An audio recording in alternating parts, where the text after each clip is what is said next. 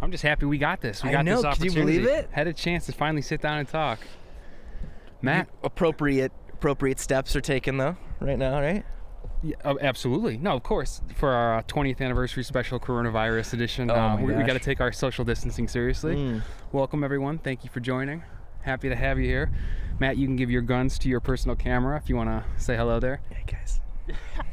My mic stand was just destroyed by the wind here. Oh, I know. Falling down, so I'm trying to fix it on the fly as and we seeing talk. it on the ground was really depressing, and I'm just like, I'm just gonna let it happen. It's really not a good look for it. No. Yeah, it's something depressing about something. Its only job is to hold something up to see it. Your one job, you're failing. To see it totally on the ground. It's the opposite reaction we're looking for. Man. Yeah. We don't have our normal ability to grab the mics. We're not inside. We don't have our normal safety. Yeah, right. Of the It's indoors. like the stretch, but you gotta just position it and let it go. I can only assume the neighbors have nothing good on TV, nothing better going on, so everyone just checking this out. We got a live show. Right? Probably come on. You've seen everything on Netflix, right? Oh, I'm sorry. Hey, all you cool cats and kittens. I should have started with that, right? That's what I should have started with, right? Yeah, this is, besides being 20th anniversary, besides being the Corona, it's going to be also the Cool Cat and Kitten episode. Cool Cat. It's going to be our obviously. Tiger King spinoff. I mean, we could just start right there. We should just do a quick Tiger King just to make sure people who tuned in just for the Tiger King. I mean, you're listening to a podcast. You want them to talk about Tiger King because people have not been talking about it enough, right? Because otherwise, there's going to be podcasts about Tiger King and then new Tiger Kings about podcasts about Tiger Kings. Tiger Queens. I'm just going to go out and say it. Tiger King at this point, it's basically just everyone's story. It's a microcosm of everyone's story. You're at home, you got a couple cats, and you're in a fight with someone for some reason. What do you make of the whole thing? I think it's just a fascinating, trash TV, right? It's like one long form Maury, right? But it's got really high production values, when right? You said trash TV, that's the other thing. I kind of feel like in a way it's like white trash reality TV. Yeah, that's a lot of the reason people are like kind of fervently so into it. It's Yeah. because like, oh, these people are white trash. It's fucking. And of course, easy ground to cover. Everyone's familiar with white trash, right? Like it's there's something comforting about that, right? There's something like comforting about people just being what they are and super trashy and no apologies about their trashiness, right? So is it that you think people have like permission to be their authentic selves by seeing Carole Baskin, by seeing Joe Exotic? There's Absolutely. something about those two going at it. Absolutely. Fully. If you could have this guy, Joe Exotic, be himself and exist, you can do anything you want. He's right? aspirational. He is. In a fucked up way, he is. He's like a monster, though. Real talk. He's like a monster. And disclaimer time on Joe Exotic. But you can see how it's like Tony Soprano or Walter White. You watch these guys being depraved, but somehow in their depravity, you're like, yeah, you identify with it. You're like, I can understand. Yeah, fucking Carole Baskin, man. I get it, right? And you identify, but at the same time, hopefully most people are like, yeah, but not great guys. Have you been doing the whole think piece circuit on this? Reading, about male fragility or this or that, or trying to I've read see what's so happening. much about Tiger King. I mentioned the socioeconomic element already that we've brought up, the whole quote unquote trash thing. I think it's really sort interesting. Of like the haves, have-nots of America, right? Bringing up male fragility, he getting these straight men to be with him, right?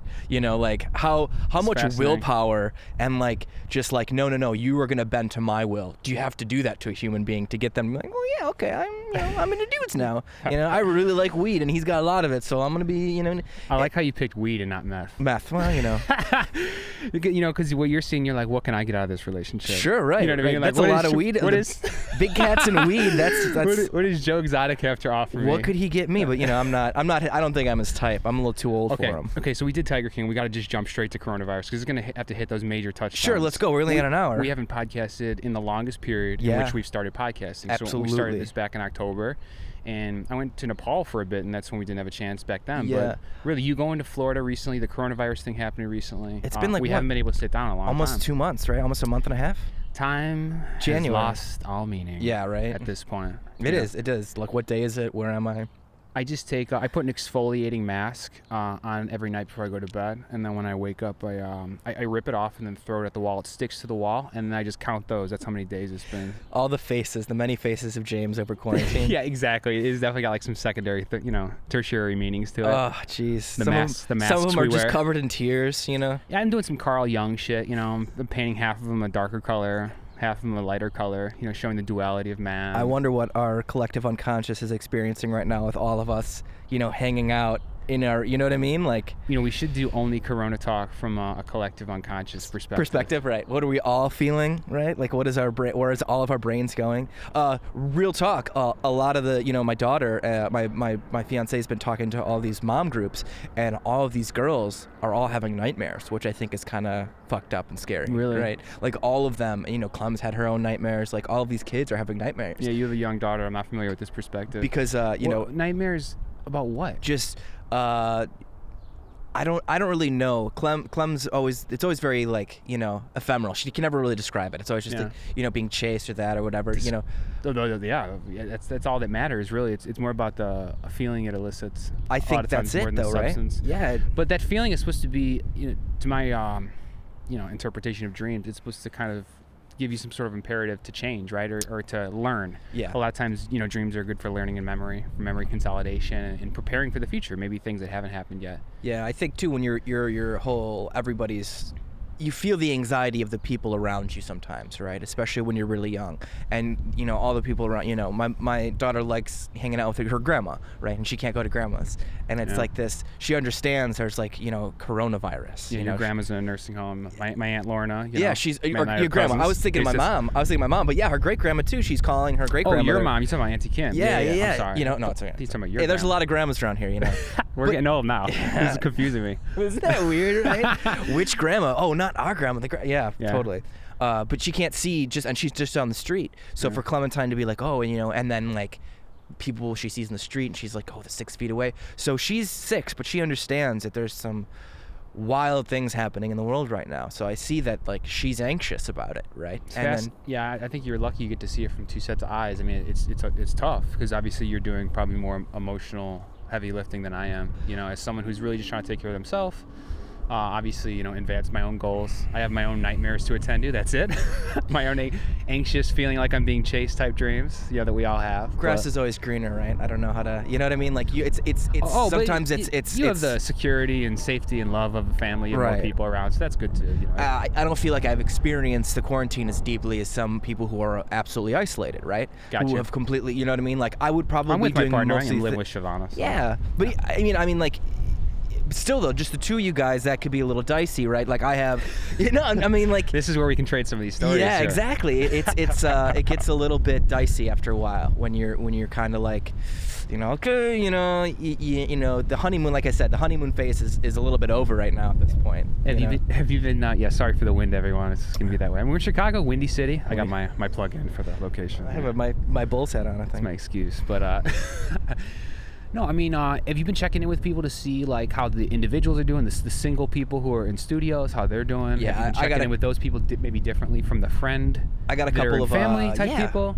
I'm sure, yeah, right. You have like your friends that are bachelors that you're like, make sure they're alive or doing, you know what I mean, at least going to work and all that stuff that you want them to. I haven't done as good of a job reaching out to people. No, I need to do it more. I noticed though, I've had a lot of like people I haven't talked to in a while reach out. I had an old coworker yesterday who I haven't talked to in like ages, was just like, hey, is this still, just reaching out. This is a good excuse. You know what I mean? It's like, why not? How are they doing? You know what I mean? What's going on with them? No, this is a good excuse to finally, sever that long period of not talking. Well, it's sever that long period of talking by connecting with someone, of course. Yeah, right. But like you care. You break realize the streak. You care about people, right? This is one of those situations where you start to think about the people that you've known in your life, and you're like, man, how are they doing? I wonder how they're experiencing this fucking craziness right now. Yeah, I'm ripe for that, for reaching out. I mean, even you coming over here as a format, to be honest, because I've just been head down, focused on my own personal projects. Huge. I left my job also basically since we started podcasting. Yep. We last podcasted this whole period I haven't been working for the first time. So I've had like this insane amount of time to work on things. I remember that was what we were going to talk about when we were going to do it. It was like, and then where we're going to, but then it's been... Hey, we're still doing it. Yeah, we're not doing it. It just happens to be outdoors, happens to be a lot longer later. The situations... the situations changed a little bit. We happen to be 12 to 15 feet away. But it's nice... our social distance. With the cans, it feels like you're far, but I hear you next to me, so it's not so bad. Yeah, I've gotten used to it. We had like an echo thing going on. It still might be that way. Yeah, hopefully you guys... It's nice for you guys. Hopefully it's nice for you guys. It sounds good. You know what? We're supposed to be podcasting and having an enjoyable time. I'm supposed to be producing some nice content here. I'm just talking about how it could be screwed up. This is a great example of how your mind can start to play tricks and start to bother you when you're locked inside. You don't have other stimuli coming at you, right? Yeah. Oh, you're man. Totally locked down. You mentioned you have 3 other minds coming at you. You have 3 other people distracting you, so you don't have that full lockdown isolation Exactly, feel. right. Have you talked to anyone that's full hermit stage? Yeah. No, so because even a lot of my they have to go to work, right? Even like they're working in jobs where they have to go to work. So I don't really have. I don't think I've talked to anybody who's just been like, I'm quarantined by myself, except for my grandma. Like I talked to Grandma Lorna. She's in the nursing home, and they have that shit locked down where she just can't like leave her room very much at all. Which totally sucks. Completely awful for her. So I've been talking to her a lot more. However, I talked to Lorna for the first time like in a while. Talked to her like 3 weeks ago. It's awesome. 2 weeks She's ago. keeping busy putting recipes up, but it's just the safety of her is just so paramount that it's just like I'm like, good. I'm glad you're like locked away. She sent me recipes. Yeah, she sent Grandma Lorna sent me recipes. I got Swedish some too. meatballs. Did you get some too? I got some. I'm making the chicken casserole this week. Oh my God, it's so sweet of her. It is. It's great, And then, she's like, I'll call her, and then she'll walk me through it. So it's like, when I'm making dinner, we'll talk and do the whole thing, and it's good for all of us. You know what I mean? It's good for everybody. Oh God, yeah. But like I said, I'd rather her sitting in her room by herself making recipes, locked down, than potentially, whatever, like. It's just you want her safe, you're saying? Yeah. You want to play a little safe? Yeah, well, I get it. When's the last time anyone saw her? When has she seen anyone? It was in February. I think we went over to see her in February, January, at the end of January, and that was I think the last time because they locked her nursing home down before the state got locked down, before everybody started. They were very early. Private institutions should give that power. You have to worry about the masses as much. I personally when I quit my job, it wasn't because of the coronavirus, but at the same time, I was like, God, this is kind of lucky. I'm not going to have this public exposure. I worked in a job too. I was public facing. I provided direct service to, individuals seeking employment. So I was shaking hands with different people multiple times a day. Very social, yeah. That was a big part of it. Close proximity with humans. That closeness, those connections, and that was something I was missing out on and do miss out on, but not getting to interact and serve the public in that way. But, it was lucky with this, considering pathogens need hosts, and, and you have to constantly be around people to constantly expose yourself. Breaking my foot, right? I broke my foot 2 months out, right? Like it couldn't have been a better time. You just broke your foot. Yeah, we didn't get this on tape. This happened since we last spoke. So I've had 6 weeks. It's been over 6 weeks because I had the boot on my foot for like 7 weeks.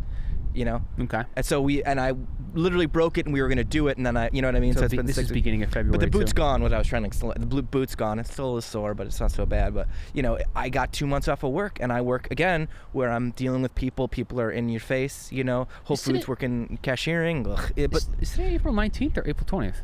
No, it's not the 20th. Is it? I don't know what day it is. Is today 420? No, is it? I don't have my phone on me. I don't either. That is so funny. So we're recording. It could possibly be 420.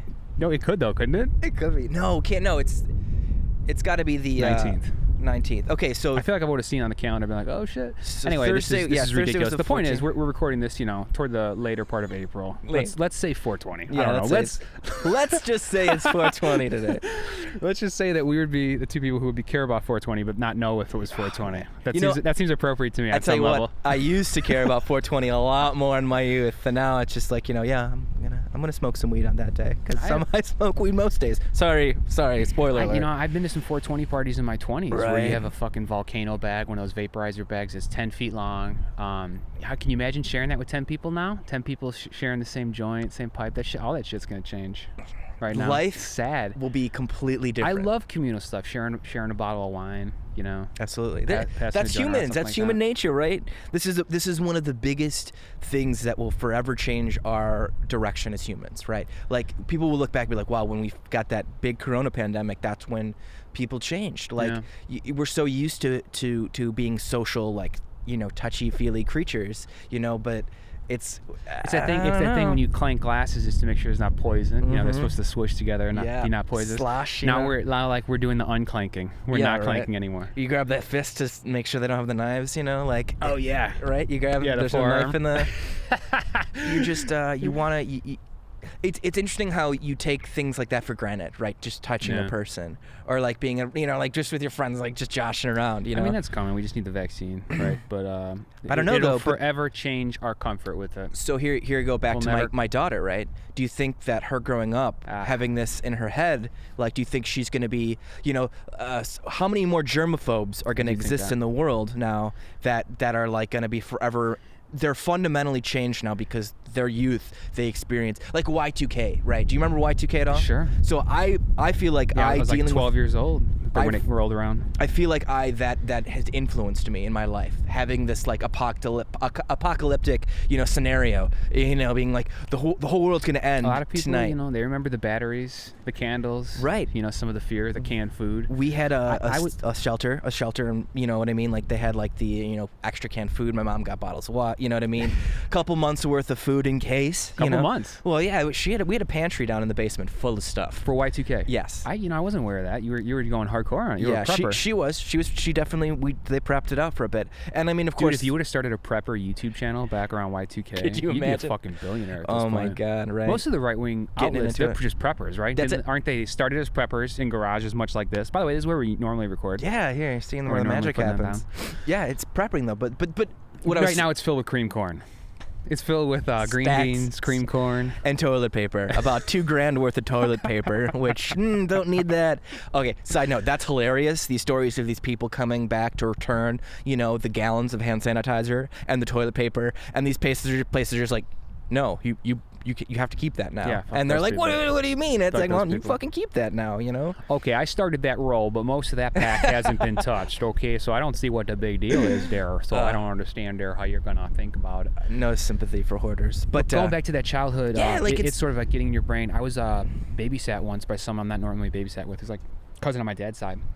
And we came home from something like, hey, wash your hands. And I was like, why? Because I didn't like to. Yeah. And I was like, of course, 5 years old or something. They said, if you don't, you'll throw up for 10 days and die. That's what they told me. If you don't wash your hands. Whoa. And I was like, oh my God. Wow, really? This stranger who's probably not lying to me, but whoa, I don't want to do that. I washed the shit out of my hands for 7 years after that. I'm serious. I might have been in college until I was like, wait a minute. Fully coming to realization, when those moments that really end up imprinting you. At an early age, at a formative age, more specifically. Exactly, yeah. And I definitely had one of those with someone telling me I'd throw up for 10 days and die if I didn't wash my hands back then. So shit, with this fucking coronavirus, people actually dying, and you can't hug people. You want to hug your grandma, you can't go hug your grandma. You got to stay 6 feet away. Washing our hands is going to be the least of what we're going to be doing now. Your school shut down. You don't have any school. You can't see your friends. You know what I mean? And you're in kindergarten, so that's again formative time for you to be hanging out with your friends and going to dance class. You can't go to dance class. Sucks for Clem. It's just a whole different vibe. And then she stuck with me as her fucking kindergarten teacher, which again, spoiler alert, not that great, right? Not that great. It's challenging. It's very challenging. I'm not a great. There's certain subjects I'm better at. It's a thing. It's interesting that your kids happen to suck at the same things that you sucked at when you were in school, right? You finding that same path? No, I'm a bad teacher at those same subjects, so she's also going to be bad at it. It's just no one ever bought this family a math book. Yeah, right. There was never a math abacus. There was never a calculator. Writing, how-to writing. It's like I don't. We only had a TI 81, not TI 89. So this was never a math family. We're never met. We're a Red Vines family. We're never able to get there. No, it's just a whole different challenge. All the challenges are different now. It's just so her upbringing and the things that she's gonna have to deal with, and the things that people her age are gonna have to deal with. It's gonna be a whole new world, right? It's a whole new world going forward, I think, and I think that every stage, because she's more. You mentioned the kindergarten age. Your brother, my cousin Dylan. I was in his freshman year of college. He had to come home. Couldn't do that. You only get 4 years in college. That's it. 4 years away. 1 year, and they're saying that it's probably not gonna be. He's probably not gonna go back next year either, right? He'll probably be taking online classes. Is what? In which case, if you're doing online classes, what's the point of going to school a state away? What are you doing? Half a country away. At least he's a state away. Right. Some people, they have to fly. They have to fly back to school.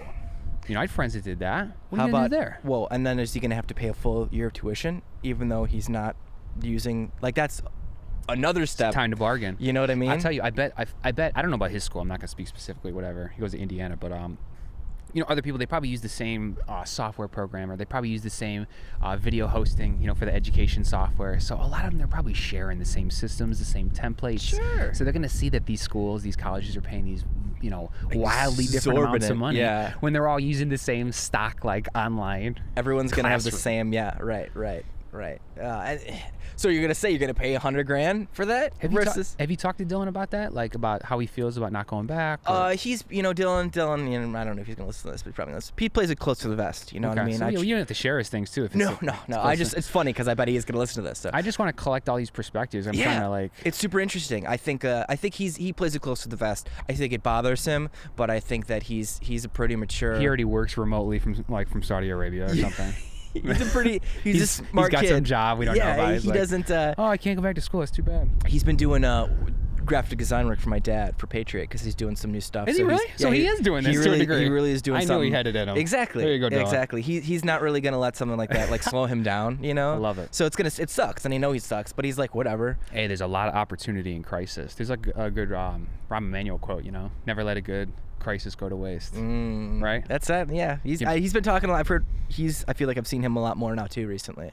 Rahm Emanuel, like just being a pundit and talking and stuff. So yeah. I mean, now that he's been not the mayor, I'm sure he's getting bored. So yeah. He might be in a higher risk category. It's good he's not shaking hands anymore either. He's gotten out of there. It's crazy. He got ahead of the curveball on that one. Think about all these high risk people, like Boris Johnson almost going down. Oh, that's scary. ICU. It's crazy, and it's like somebody like I don't really like that guy, but god damn it, I don't want him to fucking die. You know what I mean? Yeah. But then like think about all of our current political candidates and how the age of these people. You know what I mean? Like. Bernie, Biden, Trump, everyone. They're all in their 70s, Septuagenarian, octogenarian, they're saying. They're the most susceptible, right? Isn't that the deal? And so it's like, how are you gonna govern, from your basement? How are you gonna when you can't leave, right? They're talking about the Zoom Congress. I mean, they're gonna figure that out for everything. And again, think about that. How all these old fucks don't know technology worth a damn, and now that's all they have to deal with is like being in Zoom calls. They're talking about a 200-person conference call and trying to get people muted and unmuted and all this stuff for the House of Representatives. Probably gonna make Alexandria Ocasio-Cortez be the Speaker of the House just so she can operate the computer. She's got we got to go with her because she knows how to operate the Zoom. Look, she's got the cool background, Right. What would her background on Zoom be if she was in Congress? If specifically she was Speaker of the House, she would do the RuPaul's Drag Race judges table. That was what she'd do to really hit all those elements. Pop culture, youth, LGBT. Jesus. And she's been on that show. Are you a pollster? Can you tell me that? Have you been working as a pollster? No, but I could. I bet. No, she. Something like that, or something like that. Possibly. So she mentioned the dreams. Clem was having a hard time with the dreams. The anxious clouds. There's a lot of just in the air. We're kind of just causing these dreams. Are you having any nightmares, dreams? Like, do you feel like that something's got to you? You kind of act like you're insulated, like you're not having a hard time. You feel like you're not isolated. I feel like I'm not having a hard time. Actually, tell me, you're a gamer. Yeah, I am a gamer. This is golden era of gamers. Yeah, I've been gaming, but not like hard. I've been playing some Animal Crossing. Oh, really? New Horizons. I was waiting for gonna get to the Animal. I haven't been gaming, but this era is a gaming era. Shout out to Dylan. One thing that kid needs is a Switch so he could play Animal Crossing. I know that's what he wants real bad, and he's gonna love it that I brought that up because it's huge. Everyone's playing that game right now, oh my God, and fun. I hear it is just the most relaxing, chill kind of situation. You just kind of eat up the time, and it feels good, and it's nice, and everything's pretty. It's like.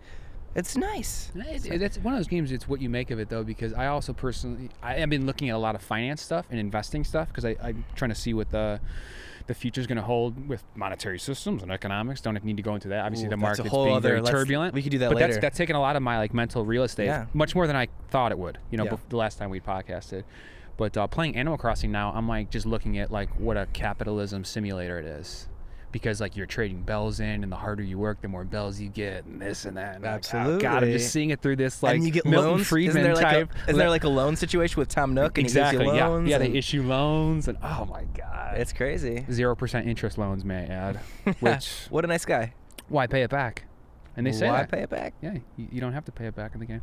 But you want anyway, to. so that's but the you whole want lens. to because it's nice. That's and the everyone's lens. nice there. That's the lens I'm seeing the whole Animal Crossing through. Enough of that. How about you in your game? Do you feel like that's helped get you by? Is that part of your secret to success? No, well, it's always been a secret to my success. No, I think it's interesting though that there was the whole like, video games are evil and it's antisocial behavior, and if you play video games, it's gonna damage you because you're not gonna really know how to like deal with people in real life. And now all the studies are flipping. Everyone's like, play video games. It's great for your mental health right now. Everyone should be playing games. It's a great escape. Blah blah blah blah. I love how this has just flipped so many things. So what do you make of that? Like, there's a time and a place type thing? Yeah, like, absolutely that. But I if also you're think locked that in a box, you can play a video game. I think that video games have always been a villain. Yeah. If you're locked in a box and have nowhere to go at all. I don't know. Say you get into a spat with your family. You're buried alive accidentally, or maybe they try to bury you alive. If you can get a Nintendo Switch in that coffin with you, that's a great time to be gaming. That's a fantastic time to be playing video games. Great time. No, I think things that are easily vilified. People talking about there's like the whole I don't even know if I want to get into that, but gender identity and this kind of stuff. All these things are kind of disappearing, right? Not disappearing, but it's like what do you that stuff doesn't like. Your bathroom choice doesn't fucking matter right now, right? Like Matt doesn't know this, but I had neighbors walking by who, as he yelled out gender identity, snapped their heads. That's delightful. As they were walking. What a perfect time. What are these fucking kids talking about? I'm just upset because I got to get a camera up on the street now. So anytime you say something ridiculous that gets people to snap their heads, I can show their reaction, and then I can do that Matt Moments thing again, where you got the camera. But. Yeah, I should shout more like horrible things. Oh no, but you're just pointing out that when push comes to shove or when things get tough, that you don't have the same tolerance for. There's been for smaller issues, right? For relatively peaceful country for the last since forever, right? I'm trying to think of a way to like sensitively describe it. It's this, right. Or I just sometimes barrel it through, but you know what I'm saying? I understand what you're saying. It just priority shift. So video games being the villain, it's like, well, actually they're not that bad, but they're easy to fucking. It's an easy niche to like take aim at, right? But now it's like, actually, it's kind of nice. Animal Crossing feels good to play. Are you playing online with other people? Me, actually, I've been playing the. I want to know if you've seen different traffic online, like if the patterns of online use are changing. So yes, that's that. There's more people in the game. Shittier people in the game. I've been playing a Star Wars Fallen Order, which is ironic because it's Star Wars and whatever. But it's a single player, story driven game. Drink, everyone, have a drink at home. Finish your drink if you mentioned Star Wars. I want to ask you about that Disney stock too. Yeah. Oh, dude, I was gonna say everybody. I'm talking about Disney Matt's pick of the week, stung Disney Plus. I mean, I've been fucking saying it, and now everyone's like, well, actually, it's like, yeah, that's right, guys. No, but I've been playing Star Wars. It's a single player game. If you would have invested back then, you would have gotten your ass handed to you. Yeah, in Disney stock. Yeah, come on, right now, Jesus. You'd be down 40%. So bad, Bob Iger's got to jump back into the fold. He's like, shit, I can't go now. Yes, it's a single-player story-driven game, so it's not like I'm interacting with a lot of people, but it's nice to get into that escapism and just go for a little bit. I'm not gaming super hard because, like I said, most of the day I'm kind of being Mr. Mom while Randy's downstairs doing transcription.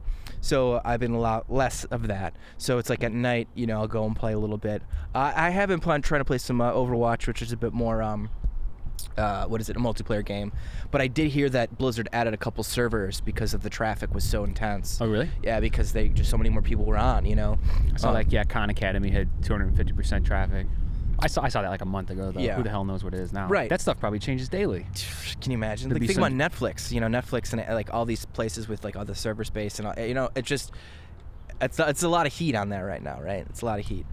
For James's money watchers at home, we're also shorting Netflix's stock. We saw too much activity. We're not comfortable with it. We're looking for the P/E ratio for it to stabilize a little bit this week. I'm just kidding. That's hilarious. Do not listen to a single thing I'm saying. Amazon's making money hand short over American companies.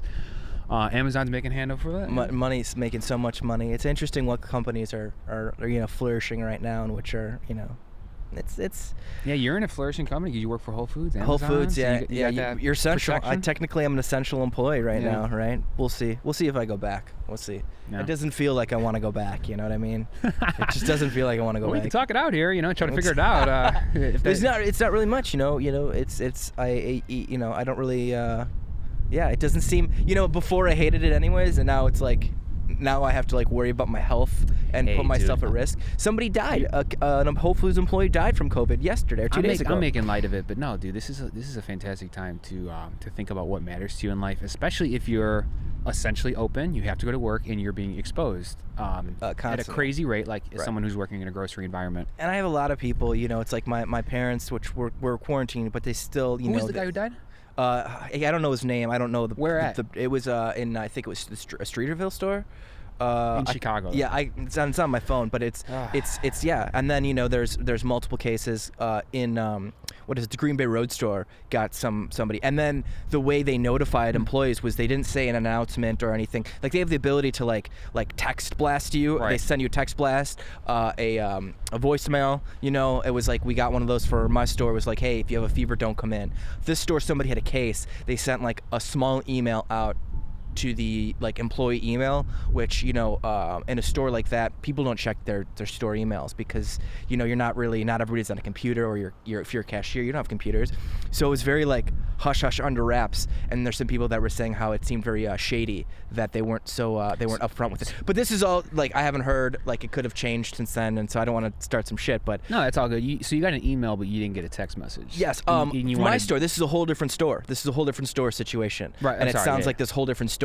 They sent there was no email, there was no call, there was no text. Like, hey, we have a confirmed case. Those positive cases now are coming in. We're plateauing, but we're plateauing at the peak, really. Yeah. So we're peaking now. Yeah. Which is one of the reasons we haven't done this in so long and why we're still so far away. Nothing is even close to being back to normal yet. And to be honest, most of the positive cases are coming out now. That the total number of people that will have it, those big numbers are racking up. Today. These are those plateaued, but still highest level numbers. Right. It's going to be a while, and then too, this whole idea that like it could be like seasonal, so we could have another surge in the fall. Yeah. Did you hear that India has its own specific strain of coronavirus? It has mutated in India. I have not heard that. No. It had mutated in India, so they're kind of freaking out because they have the vaccines that they're currently making might not work for this virus in India. So and then it's already mutating. So then how do you what do we like? That's very upsetting. The idea that we're going to get back to normal and like public gatherings and going to these like sporting events, I don't think it's going to happen this year. I just don't think it's going to happen this year. I think for all of 2020, including no football in the fall, right? No, yeah, I don't either. I think you can't. The only scenario I can see is if they play without the people in the stadium, which I actually do see very possible. Also, they're calling them the bubble games. I was listening to the NBA. They were going to basically like quarantine the teams and the staff and everybody all in like one area in one hotel, and then they were going to have like one location for the games. So you basically like take a month away from your family, quarantine, so everybody, you know what I'm saying? So it's like you're in the little bubble. Yeah. So you can play games. There'd be no. Everyone's using the bubble terminology now. I just read about this yesterday. I didn't know about the bubble thing. Yeah, but that's like today we connected our bubbles. Yeah. Because I'm seeing you. I mean, technically I'm not by you. But no, and we've really kept we've really kept distance. Like you haven't gotten within 6 feet of me. I want to hug you. Yeah. But I know. I'm not going to get close. I know. To you. I mean, that's just. I don't want to hurt you. I don't want you to hurt me and whatever. My parents came by today just because I've been coming, just like stopping and saying hi, and Clem just couldn't not, and she like hugged my mom. Like she had to hug my mom. I know. And like my mom was like, stop, but then my mom was just like, and then they, you know what I mean? Like, and Clem was just like, just for a little bit, you know? How much is that happening? Exactly. But it's like, we're humans. You're humans. And I don't know.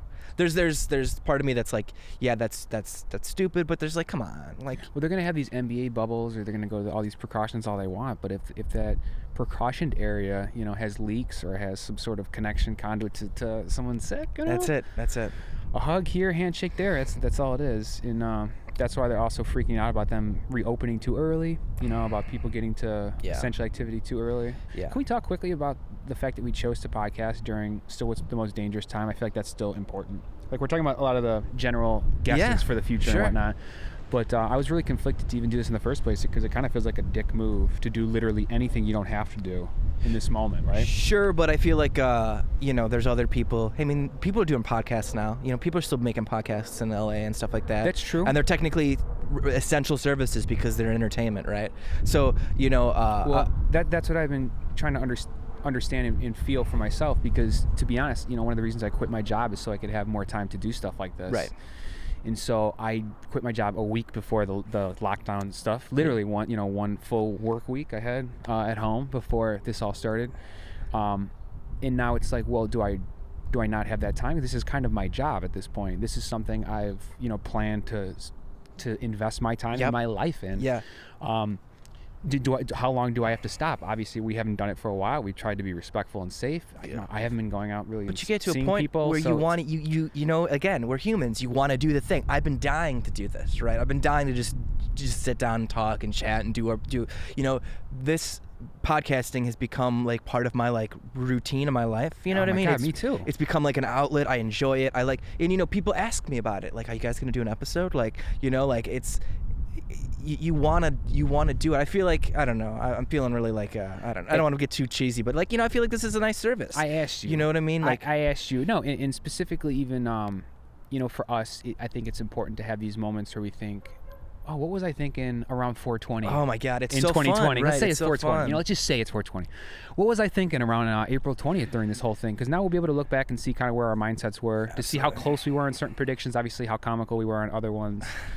Whether or not they did open, the stadiums at the end of the year, or maybe they never opened again. We're sitting here being like, they'll still have the games. Yeah, they'll still have the games, right? Fine. They still have sports. No, sports are dead forever. But we don't know. Banished That's the thing. in the year 2020. That's the thing. Sports, formerly known as, this could become a reality. So anyway, I thought it to be very, very valuable, at least once, to sit down in the midst of what the fuck is happening. You just again, quarantined. I haven't really got to physically see another person besides, my fam. So it's nice to like have a conversation with somebody, and talk about these things. Well, let's discuss that then. How about maybe the return on the investment that you get by breaking quarantine, so you don't go fucking crazy. Yeah, the people who are like, I just gotta hug my granddaughter. Right. These moments that you bring up, like, and that are leaks that are genuinely maybe costing us some safety, but that end up feeling so valuable when you have this, vacuum of not seeing anyone. Yeah, depravity. It's just it feels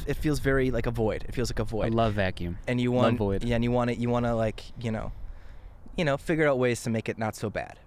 But that being said, I feel like my quarantine has not been as detrimental to some people as it has. You know what I mean? I just feel like, it's trying. It's detrimental to me hasn't been that bad for you. Yes, it's not like you've been risking other people's life or whatever. Right. Because I'm kind of talking about that too. The fact that we are. I guess not just like my mental health or whatever, but like how detrimental me seeing you even is. Right. For your family, for my family, for whatever. Again, the way I think about that too is there are leaks, but like how good and strong is your bubble? Like have you been really quarantined here for 14 days? Then okay, well then you're probably whatever's happened has happened, right? So like I feel like there's people that are maintaining good quarantine. You can kind of interact with those people and not necessarily like slobbing everyone's faces, but getting together with you, I don't necessarily feel as guilty as if it were like, going to see like Jessie Valencia, our cousin, who is, an ER nurse right now, right? Like I would not go and see and hang out with her as much as I love her. I just feel like that would be irresponsible. Do you know what I mean? I do, yeah. That's irresponsible.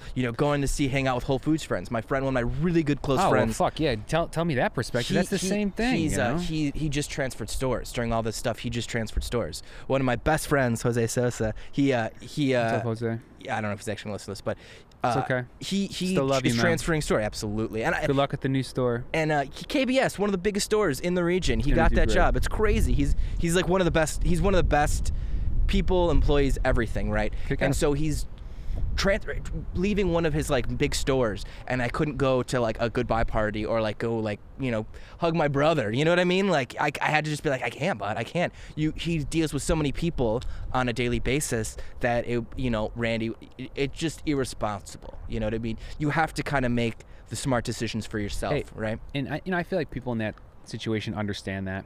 They really do.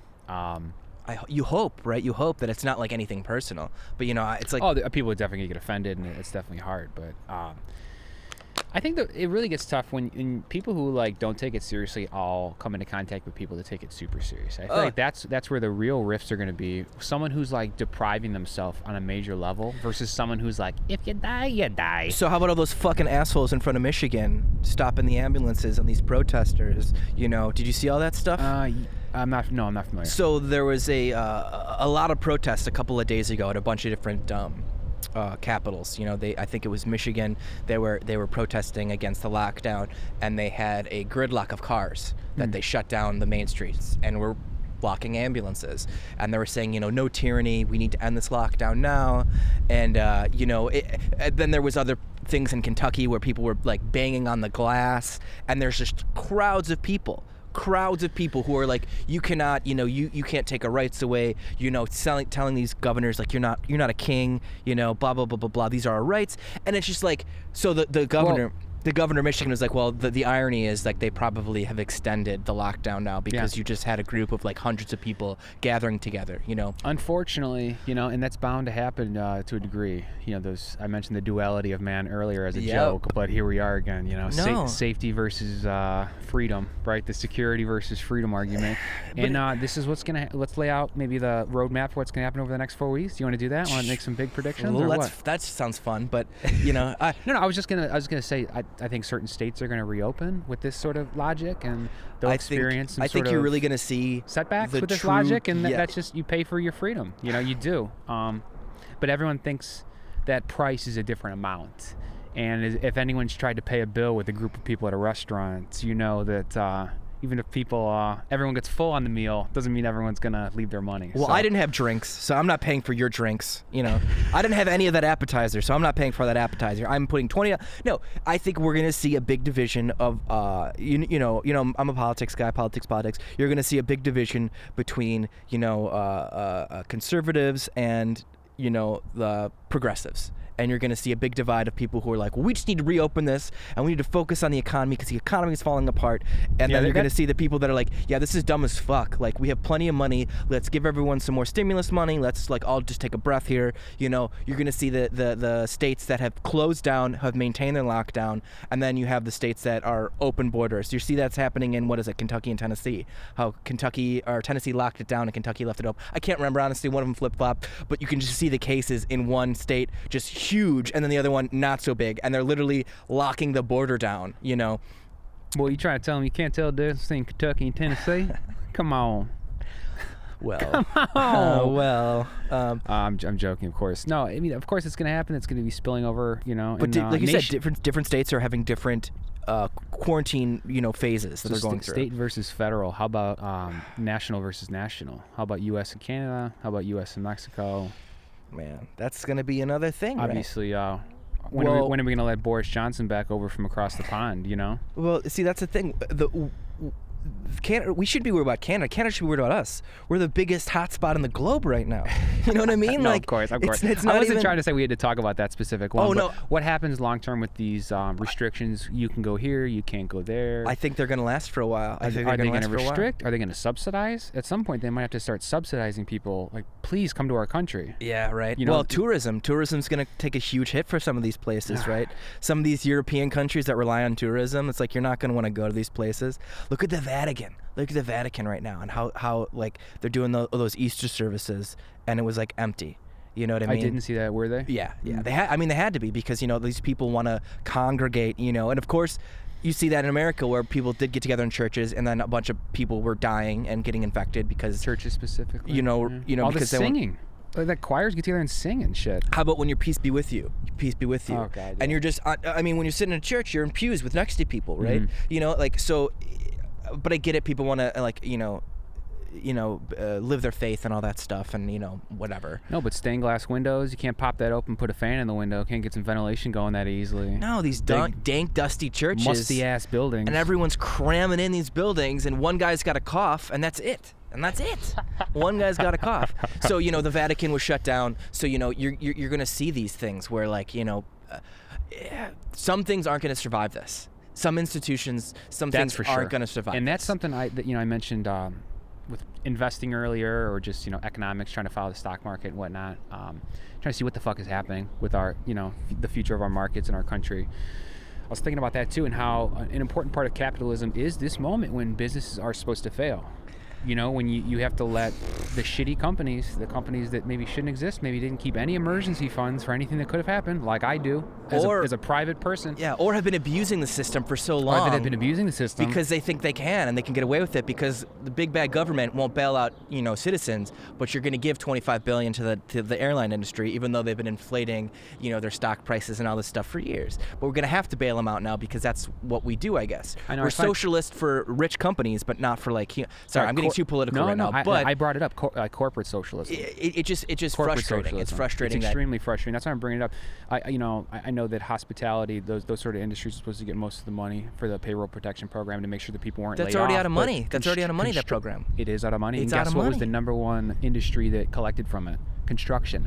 Yep. The construction industry, which they've been doing construction on the school by me. I've personally been doing construction on my own home. I mean, construction's still moving. People are still working. Yep. So the construction companies are going to get the most amount of money. Obviously, I'm sure they're experiencing hardships. Absolutely. Home builders have been down. I'm not trying to cast all dispersions here. But I'm curious, considering hospitality was supposed to be the hardest hit, because we don't need servers anymore. Restaurants, all these places that are closing. There are still people swinging hammers. I Yeah. don't understand why construction came out number one and all the money's gone. And all the money's gone now, and then the lack of oversight for this $2 trillion. I wish they would have given the money just directly to us. The fact that they're sending out those $1,200 payments, I think that's more in line with what I'm learning to be my economic vision. Right. Could you imagine? By the way, did you get a check? I got some issues. I'm not gonna get a check, but Randy got a check, and she got it for the 2 kids. Yeah. So she got some money. I haven't gotten my check actually, and it's because I actually owed taxes last year. Oh yeah. I'm a landlord, so I had it so that I don't have extra. I'm not giving the government a 0% loan on my money. Sorry. So because I don't have like a refund due to me, they didn't send it. So I'm maybe gonna get a paper check at some point. Yeah. So I'm gonna have to fucking wait for that shit. I'm one of the people like waiting. Not that I'm like complaining or anything. That's all good. How about this? The way they've been doing it, the way they've been choosing to do it is terrible. I guess the banks now can keep the money if there's debits. Oregon's governor just came out with a law that said the stimulus money will not go to your debtor. So like if you owe money, like they're just going right to the debtor, right? It's like you're getting, you owe me money, I'm just gonna take your check. Right. So they made a law that the money is gonna go directly to the people and not. But how about, remember we were talking about Andrew Yang, Universal Basic Income? This is this is the conversation we're getting to, right? This is the conversation, right? Like imagine now if we took that $2 trillion and instead of giving it to these businesses, we just gave it directly to people, right? Yeah. How many more people would be willing to stay inside and be like, well, I'm getting my $2,000 a month. That's fine. I'm getting my $1,200. Like I'll stay home now. That's okay, right? Instead, you have like the. As a thought experiment, I'm actually writing what? Sorry, somebody came down the stairs. I was like, oh, who's that? As a thought experiment, I'm actually right now trying to write what a serial project would be called Universal Basic Outcome. If people are actually being paid Universal Basic Income, what would happen? And to be honest, this is a UBI experiment. The fact that they're cutting us these $1,200 checks, that's exactly what it is. Yep. So yep. I wanted to do that idea before this, but now that they're actually cutting the $1,200 checks, I can't wait to see how this plays out, what people do with that money, how people act and leave the payroll, maybe leave the workforce, whatever. Fascinating. See, that's the thing too, is like, what is it? Munchin was like, this is going to last these people 10 weeks. The idea that $1,200. He thought it would last people 10 weeks? 10 weeks. See, that's the quote. That's literally the quote. Was like 10 weeks. Hey. That's hilarious. Yeah. So like 10 weeks. 10 But weeks? that's how out of touch. He probably like, well, why don't you tell me what a week's worth of groceries are at a Walmart in like Alabama? Let me do some calculations, see how long that would last with the $1,200, assuming you spend $0 on any luxuries. The calculations are on the most minimum amount of everything, right? Like, okay, you're spending $100 a week on groceries, and then your rent is only $300. It's like, so instead of paying $8 to $10 for Netflix this month, we actually want you to do DoorDash in this calculation, working 15 hours a week to make sure that you're able to stay afloat for the full 10 weeks. Yeah. Right? Gonna need some extreme behavior. It just feels such like I said, you're gonna see a lot of the divisions of people like, we want the workforce to go out to make us money, right? And then the workforce is like, I don't feel comfortable doing this. I don't want to put myself at risk. You know what I mean? And it's like, the idea, I don't know. No, the division is the service-based economy, the people that serve others, and then the knowledge-based economy. It's the two different types of jobs. So it's sort of the haves and have-nots. Yeah. It's going to definitely, I think, stoke and continue to amplify those divisions, because now the haves, the people I think that are bidding the stock market up like fucking crazy are all the people that are still employed, that are still collecting their paychecks, that are just working from home, like sitting smiling. Yep. I would say probably, normal or shitty productivity, probably not getting the same churn you're getting at your company. Mm-hmm. Maybe some good things happening. Maybe people feel that they have to account for their work. Maybe some people are working harder now. I don't know, but I would say it's probably highly industry dependent on whether or not you're gonna lose from not being far away from someone. What is it I hear? 25% of people are day drinking while they work now. some crazy. I did not hear that. Some crazy figure, like people are just like having a couple of drinks and work. Let's go with that. So now that plays with my theory. No, so then the have-nots. haves in this economy, the people that are still getting paid, maybe the people that still have good salaries, maybe they're making $65,000, but they're also still getting that $1,200. You know, that type of check or whatever, boost, that right? little extra boost. They're spending that on Chardonnay and Amazon stock. Getting a Switch. and Nintendo Switches. Oh, here you go. There was a Walmart had a deal on it was like a huge TV, a huge 4K HD, whatever. Price on the TV was like $199.99, right? It was like $1,099.999, right? So it was literally the price of your fucking stimulus check. So it was like, now we're talking. That's you know what already I mean? those exact type of jokes have to be in like any sort of universal basic income commentary. Anytime it's like how much we can charge for this? It's like. How much did they get again? How much money are they receiving? So 1,200? Is it 1,200? Yeah. Let's make it 11. $11.99.99. So it's just like, okay. You still got a little left over. That's right. You got a little bit, and then you got to pay No, it that have tax. to be. I was gonna say it have to be with tax. So it'd have to be like you take the 10% off. But yeah, it's like, how much do you think? I don't know. I think that this is an experiment for universal basic income, but I hope that it more comes, because otherwise you're going to see a lot more people wanting to break the quarantine, wanting to break out, going back to work, trying to stimulate this economy in some backwards attempt that the economy is more important than the fact that we could lose more people, right? How about this though? If you want to go back to work, what if there's no customers? Yeah, because that's the other thing too, is you can be headstrong, you can go back in, you can go put the shovel back in your hand and go try to get back at it again, but does anyone want you there? Is there anyone to serve? Is there anyone to sell to? Absolutely. I was listening. I listen to a lot of comedy podcasts, and all these comedians aren't working. They're not doing anything. So it's like they were saying, so how when we go back to work, do you think people are really going to want to sit in a room full of a couple hundred people, or how soon will people want to get back to that lifestyle? So fine, you want to open your restaurant, but I always think of being at Lollapalooza or something. I never think of being in a theater or being in school, but I always think of being at Lollapalooza when you're closer with other bodies, and you're sharing pathogen probably at a rate that you just could never do unless you're in the trenches of World War I or something. I've been thinking sporting events, going to Bears games, going to basketball games. Right. Again, like you said, you're just when you leave a game, when you leave a Bears game, you're literally in a crush of people, right? They're on top of you, and you feel breath, and people are touching you. It's just all over you. I don't want to do that again for some time. I don't want to go. I don't trust. I don't trust Is it that anybody. you don't want to, or that you don't see yourself being comfortable doing it? Because I want to right now. Yeah. I want to be that free right now. I want to be banging up against other humans. Being crazy and wild and free, in theory. You're absolutely right. I would love to be able to do that, but I guess the knowledge that the safety, I won't be able to be safe doing it. You know what I mean? So it's if I could just go and not have the idea of coronavirus, but in my head, I don't feel like coronavirus is going anywhere. You know what I'm saying? We're talking the hopeful vaccine future, right? But even with a vaccine, you know what I mean? It's this is a new permanent pathogen we're dealing with.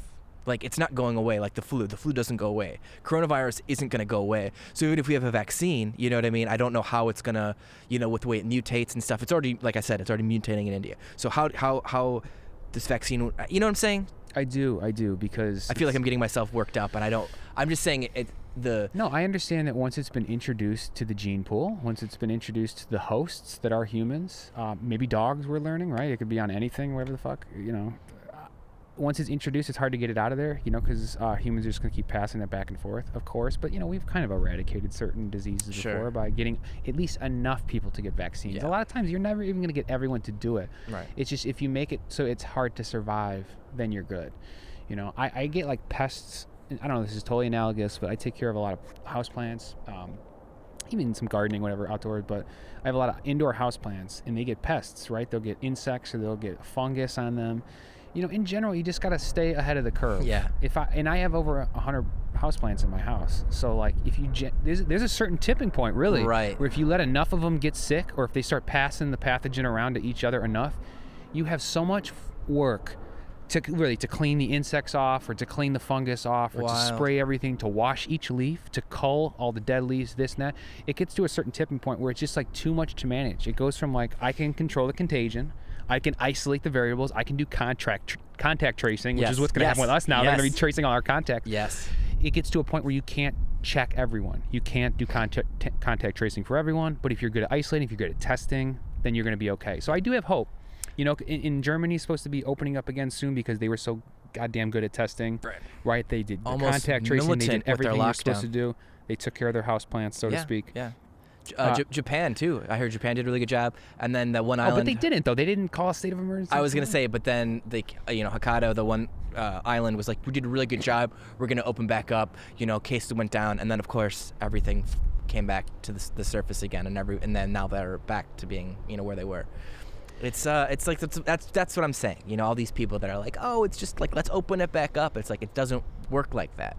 That's not the smart way to go about things. Like, we need to do it and not rush. And you have never mind. I was going to talk about our president, but I don't think I need to go there. But we can save that one for next time. We don't have to rush through it all, and let's try to get together weekly and keep talking about it some more. I think that's good. I think I'm definitely down with that. I think it's fun. I think this has never been an experience like this in human history as of right now. In modern history, I should say modern history, because in 1918 they had the Spanish flu.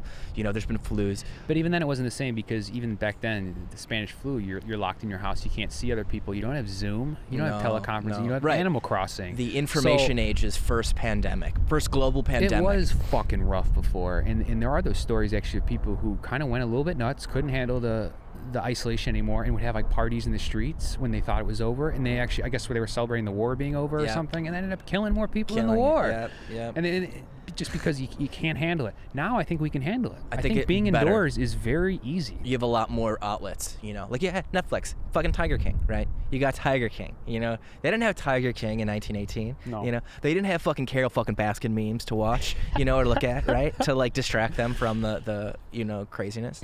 I just think, going back, we couldn't even get the news on what was happening, right? I mean, back then they didn't have that you couldn't. I'm assuming it was hard to get the newspaper. You probably could. You can get a radio. Is that how you would find out what's happening? 1918, yeah, I guess, right? You got the radio. You wouldn't use the newspaper, I don't think, because of the contact. And then you wouldn't use the television. Obviously, it's too early. Probably didn't know jack shit though. You just knew that you had to stay in your house because people around you were dropping like flies, right? You probably had no real concept of where it was spreading or. No, I'm saying, didn't they though? Didn't they have a radio? Man, 1918. Yeah, 1918 they did, but I'm sure the quality of the information. Like right now, we know so much about every country ever going through it right now, right? I imagine back then it was a lot more. Okay.